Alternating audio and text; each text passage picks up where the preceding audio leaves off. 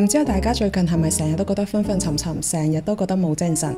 今日呢，就打算教大家做2杯抗炎嘅能量 shot， 用天然嘅食材幫大家快速調理。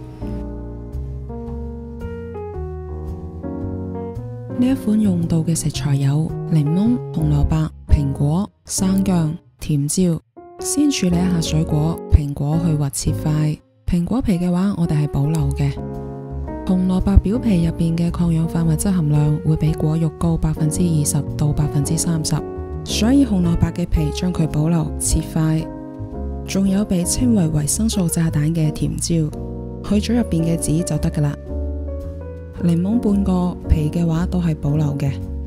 生薑切塊，做起身超級簡單。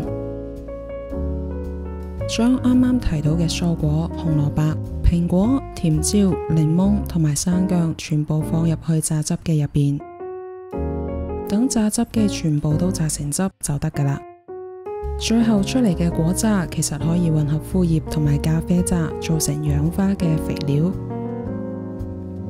最後倒入密封性好嘅玻璃罐入邊，放入冰箱冷藏保存。我哋每一日可以飲1小杯。用到嘅食材有薑黃、蘋果、橙、生薑。洗乾淨薑黃之後，稍微切細塊。如果怕表皮殘有泥，洗唔乾淨，我哋可以去皮，問題都唔大。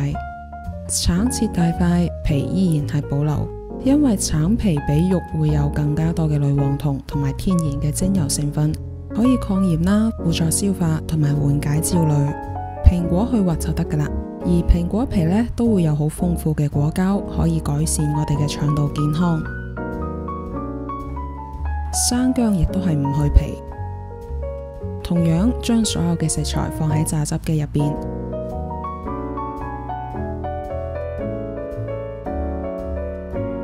做好之後將佢放喺密封罐入邊保存。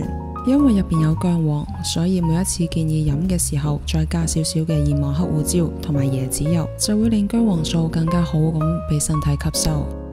好啦，今日嘅視頻就到呢度，我哋下期見。